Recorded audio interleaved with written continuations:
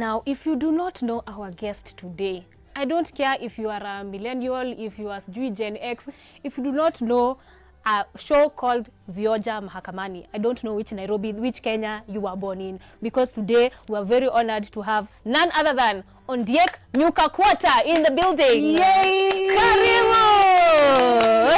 Legend. Yes, ni kweli.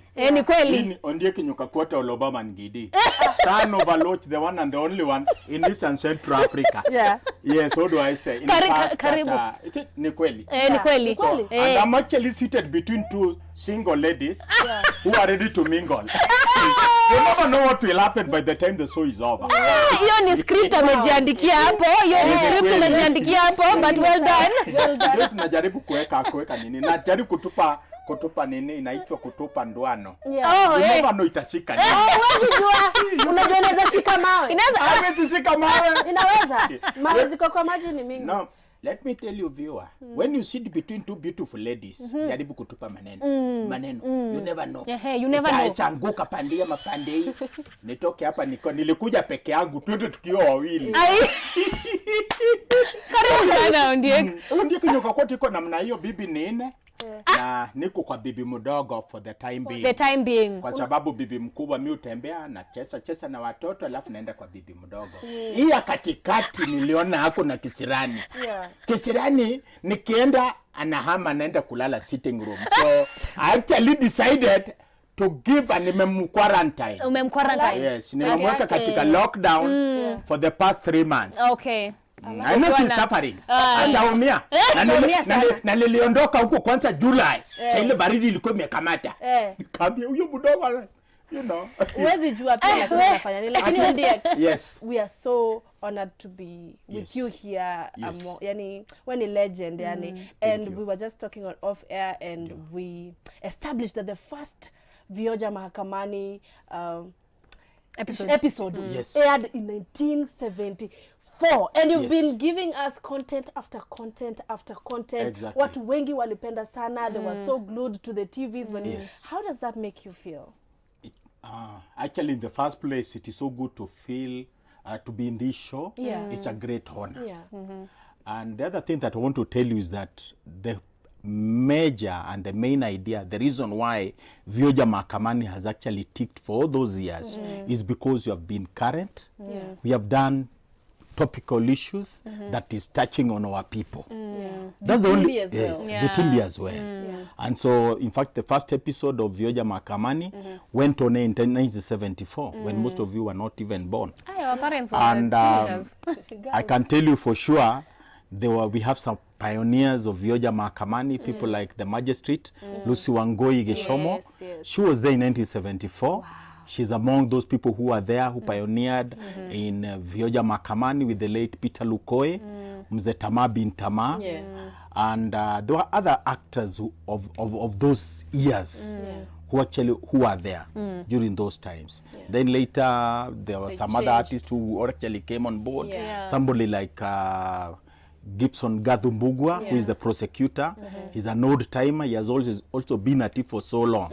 In fact, when we joined, I personally joined Vioja Mahakamani, I met these people. I met Tama bin Tama, Lucy Wangoi, who is also the magistrate, and the prosecutor, Gibson Bugwa. So these are the old guards of Vioja Mahakamani. And actually, they have actually always been, when you look at them, when you see them, you see Vioja Mahakamani. That's true. Okay, not denying that Vioja Mahakamani is a comedy series. It's a comedy program. It's a sitcom that is based on comedy. But at the same time, you need to have the two guys, that is Lucy Wangoi and Gibson Bugwa. They have actually been the pillar of Vioja Mahakamani. And very soon it's gonna come back. We can't wait for that. We can't wait. So how did you join Vioja Mahakamani? Vioja Mahakamani. In fact, in the 80s, I was still actually acting. I was at the National Theatre and also did a lot of traveling. I was in another traveling theatre. I also went round each and every corner of this country performing set books. And we were also traditional dancers. I was also a dancer, by the way. And what actually happened later in life, that is when I started doing some production with VUK by then. It was black and white. Yeah, it was black and white. So my VOK. Voice of Kenya. Yes. So by then, the first episode, the first program that I ever did with VOK that in those days was mchezo wa hadithi. I featured in 1 or 2 Vioja, mchezo wa hadithi. Then later, there's a producer by the name of Charles Denner, and he was a producer of a program by the name Shida.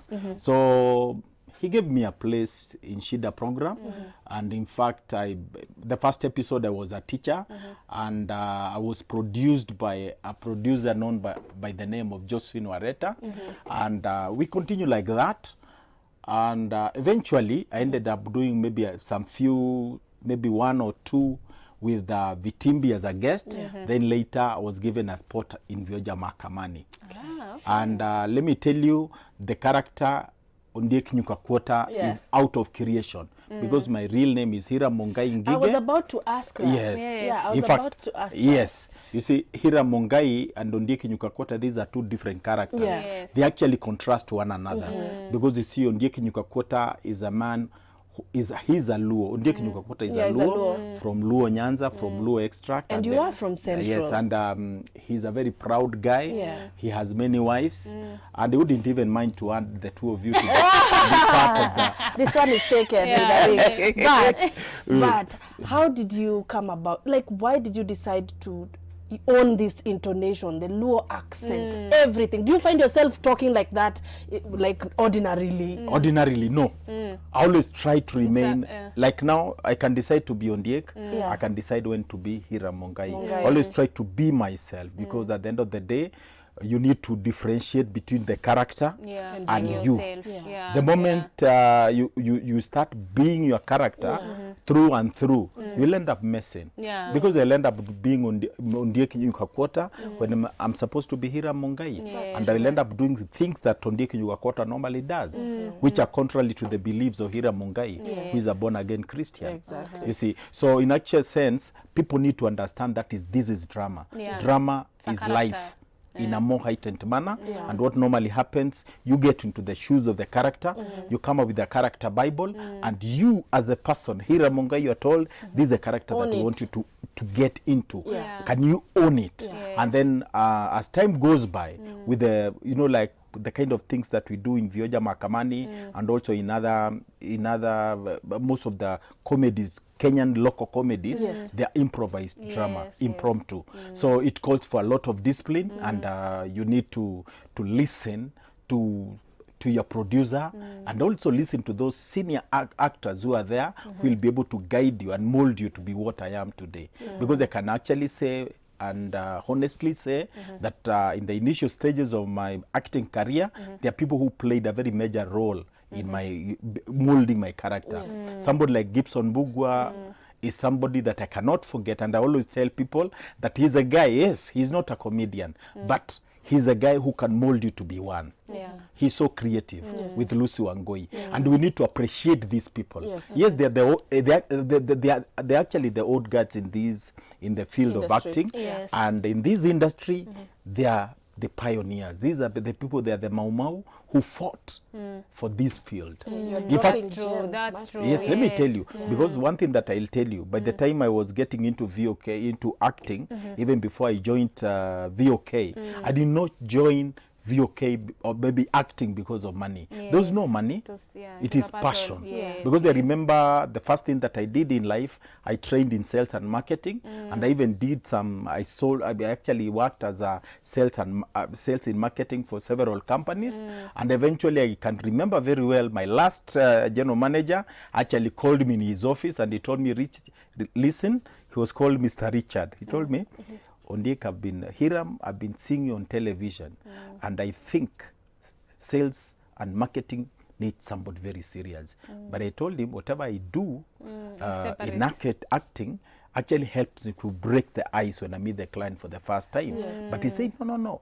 I want you to go sleep over it. Think about it. You have to choose between this work that I've given you and acting.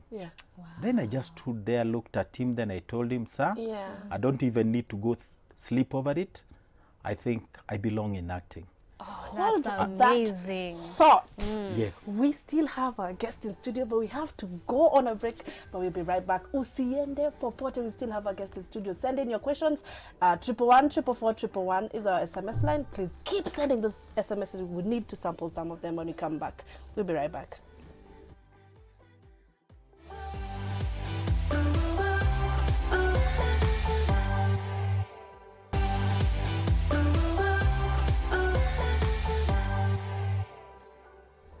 Welcome back, guys. Let me sample some of your SMSs. Hello, you all look lovely. The way Nana thinks, fantastic. Always combining emotion and some logic. Humanity will prevail. Amen. Hey, ladies, looking good as always. Neighbor kama huwa akikuja kukuomba, you make sure anaona hiyo kitu anataka, then umnyime. Wow. I mean, that's something I would do, but don't do it. Someone who's not there, left their name, who said, hi girls, you look good today. Thank you. The topic of borrowing from as little foodstuffs to clothes to sometimes even petty stuff like cologne to valuables like money and jewelry. Who borrows cologne and jewelry? Which neighbors are these that you have? Hey girls, you look amazing. Hiyo story ya neighbor, I agree with Nana. Heri umwambie tu ndio aache kukujua. That's true. Tusizoeane. Yeah. But guys, our guest is still here in studio with us. So Ondieki, you were telling us about the decision you made about, you know, from having a full-time job to doing something that To do something you told us paid you what? 5 shillings? Ilikuwa pesa kidogo sana, 20 ukienda sana 100 and all that. Ilikuwa pesa kidogo sana, but I had to make a decision because that is what I loved most. Yeah. You see, the passion. Hiyo ndio imefanya most of the artists wale ambao wamekuwa nafuatilia, unaendelea katika hiyo field, sio kwa sababu ya pesa, si juu ya juu kama ni pesa ilikuwa Ni mapenzi. Yes. It is that passion. You see, it kept us Drive. going. Yeah. That is actually what has actually driven most of the artists for the love of art. Inapenya unapasavia. Yeah, and speaking of the love of art, there's a radio interview you did with Mwala, and you said after President Moi, former president, left the leadership, you felt like orphans. Is it because the current government does not really support arts? No, they support us. Wacha nikwambie ile kitu ili happen. Yes. That is in the year 2002. Yeah. Na tulikuwa kwa campaign tukikampenia the sitting president. Yes. Tulikuwa kwa campaign ya Uhuru Muigai Kenyatta, and we are very sure that we are going to win the election. And then Kibaki. Yes, na Uhuru tulikuwa tuko naye kila pale, tulikuwa tunamuita orezo wetu. Hata pale yuko anajua hivyo. Yeah. He's my good friend. We talk, and he's a good guy. All right. But let me tell you, 2002, year after tumepiga kura, kura zikihesabiwa, you know, we could not believe kwamba kunaweza enda vile kulienda. And it was painful. Wacha nikwambie si kidogo. Unajua na imagine ile continuity mnatafuta imekosekana. And then it was like mzee lazima na kadi ambayo atapul. We could not believe lazima kuna kadi mzee atapul. But eventually tuliumia kabisa. Ni za zile tuliona now our president Uhuru Muigai Kenyatta went in front of the microphone na akasema I concede defeat. In fact, mulilia mbaya. I'm telling you, it was so painful. Because you see, kuna kitu tulikuwa had so much hope. A lot of hope in him, and we believed in him. Na hata ilipofika the other time hii wakati ingine akisimama 2013, we were there campaigning for him again because we totally believed in him as a person and as our friend. He's actually our friend, and we believed in him. Alafu unajua vile Moi tulikuwa the former president, the I don't know what do I qualify kumuita. Okay, already amepumzika. Now the late president Moi alikuwa ametupenda. He really loved. You are his darlings, for sure. Hakuna function yote ingefanyika bila Vitimbi. Never. Yes, because the president always alikuwa na demand. In fact, alikuwa na demand. I hear if he had a bad day, he'd call you guys so that you'd come. Tunaenda. You didn't need an invitation to the state house. Unaenda tu wanajua. Wanaenda tu. I remember one time we went to Nakuru without an appointment. tukawa kwa gate, and then a call was made. We talked with Mr. Lokoria kwa hiyo ofisi wakiwa na Linjiru, and then we told them we are at the gate, and then wakasema gojeni kidogo. So they talked with mzee akasema wacha watu yangu waingie. So we went in and we talked with mzee anauliza mnakujaje bila appointment? Tukamwambia shida haina appointment. So he gave us audience, we talked with him, and tukimwambia ile mambo tulikuwa tunamwambia, because all through ile tulikuwa tunamwambia mzee utatuacha wapi? What we want to prepare, tunataka land, tunataka land, tunataka plot, mtu angalau apate nyumba yake. Did you get? So mzee ile swali alikuwa anatuuliza mpaka leo mimi nakumbuka, alikuwa anatuuliza igo wapi? Unasikia? So sisi tulikuwa tujelewi, tunaongea tukikutana na hata Nakuru Kabarak kwake nyumbani, tukutane na pande ya Mombasa, niyo swali alikuwa anatuuliza, but we didn't know. So but eventually we had somebody somehow aliweza kupeleka, ilikuwa supposed kunapeleka map and then an assign. Even too. Yes. And then you were made ambassadors of arts and culture, right? Yes. So you still get paid up to date. Up to date. Yes. That's nice. Well. Yes, we thank God. Bacha nikwambie, pale tulianzia vile umesikia nimekuambia ni vile tumeruka. Ilikuwa hiyo mnasikia mkisema kuomba chumvi, kuomba nini. During our time it was normal. Na sasa wacha hiyo. The first shot ambao nilirecord nao mchezo wa hadithi na tai ilikuwa hiyo shati ilikuwa ni ya blue. I can remember. Wow. Niliomba jamaa alikuwa dereva wa Kenya Breweries. Naye si atini yake ilikuwa ni uniform yake. Nilikuwa na kinini hapa. Unaona? So nikaomba hiyo shati na nikaomba tai, hata kufunga tai nilikuwa sijui. So you can just imagine. That's the first naweza kumbuka mpaka ile nilivaa koti, nikaomba mwingine koti hata kama kalikuwa kadogo lakini still the reason ile kitu ilikuwa ni kuvaa koti. So for the first time kufunga tai, hiyo tai ilikuwa si yangu, shati ilikuwa yako. Kwa yangu. Una kitu yako. The only thing ilikuwa nao ni longi tu na talent. Na kujileta tu. So having acted when there was still black and white TV.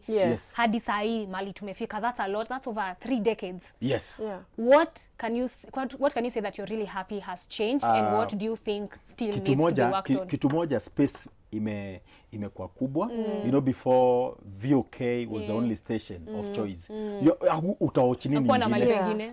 Ukiweka TV kama VOK wajafungua saa 11 bado TV yako hakuna kitu. Na zilikuwa ni zile za box za mbao and then baadaye ndio zikaanza kuja Great Wall ile TV ya red at least kapatikana, at least kwa plot unaweza pata kama 2 bali mnatembea kwenda kuona, but before si tuko naenda kwa hall. Una perform na kwako kwa nyumba una TV. So unaenda kuona kwa neighbor. Unaenda in fact hata si kwa neighbor, kwa hall. Unaenda kwa hall, hapo ndio mnasimama mnaona wakati Vioja inakuja, Vitimbi inakuja, mnaochia hapo. So hiyo ndio maisha ambayo tuliishi. So right now the field imebadilika. There one thing, kuna stations nyingi. There are so many stations, so many platforms. You can do your things on YouTube. You can do your things online kwa mtandao. Basically kuna options. Options ziko mingi. So many stations. Ukikuja switch, ukiambiwa sasa hapa msikizane, tutakupatia program yako, leta hapa, tutachukua na utakuwa hii pesa unapalipa kupeleka. But by then it was only VOK. Ilikuwa ni kama kufanya kazi kwa gari monopoly almost. Ukifutwa kazi ukiwa dereva wa gari ya moshi Kenya, utaenda wapi? Utaendesha nini? But wacha nikuulize. Then you uko kwa kipindi fulani Hulabalu. Yes, niko Hulabalu Estate, ambayo it is being aired by Go TV, DSTV, Go TV Channel 4, DSTV 158. And then, una act, you've merged with young actors who, unajua before you guys used to, like, mlikuwa mnafanya job, but mko watu wale tu mnajuana, watu tu wa kitambo. You understand? But right now you have this new talents that you work with. How is the experience for you? The experience that we have, one, inakuwa ni tuna feel vizuri. Juu kitu ya kwanza unawak na vijana ambao they are the same age as your son. Or maybe as your daughters. And one thing that we have is that tulifundishwa hapo zamani. Ni discipline ya hali ya juu. That can be produced by msichana mdogo ama kijana mdogo. Ile kitu nitakuwa naona ile cheo yake. He's the director. He's the producer. I do exactly what I'm being told. Si ati nianze kupenda pale napeleka miaka ama napeleka experience yangu. Respect ni two-way. And then you know one thing, afadhali if coach sahi akiambiwa tukupatie Messi ambaye hata sikiza vile unamwambia, ama tukuletee mchezaji fulani ambaye hajui kucheza sana, atasema yule ambaye atakusikiza. Yule ambaye atamsikiza ndio atataka huyo, atamfunza. In actual sense, ukienda you go there with your wealth of experience, but you are ready to learn. Remember, learning is a process. Si ati uende ukisema you know everything. No, the director kuna mambo anajua ambao wewe hujui, ambao atakudirect, na kuna producer ile kipindi, kuna AD ambao lazima umsikize, kuna wardrobe ambaye lazima umsikize, whether ni the same age as your daughter, unampatia heshima. Ukiambiwa ni wakati ya kubadilisha, unakimbia, una change. Na nakwambia haraka, you know. Yes, unakimbia. Unapata mtu anakimbia. Na so uangalie ni nani ameniambia. So ile kitu unaangalia ni kwamba unaheshimu for the greater good. The greater good of the entire program. So unakimbia, una change, unakuja, mnaendelea. And then tunafurahia tukiona the growth of the other younger talents, vile wamekuja, and then tuna grow pamoja. And I can tell you, we have people who are very creative in this industry. Given our opportunity, they will go far. Social media tutakupata wapi? Social media mundanipata IG hata Ondieki Nyuka Kwota. Hata unaweza ni DM, you know, at your own time, you know. Tutakudm.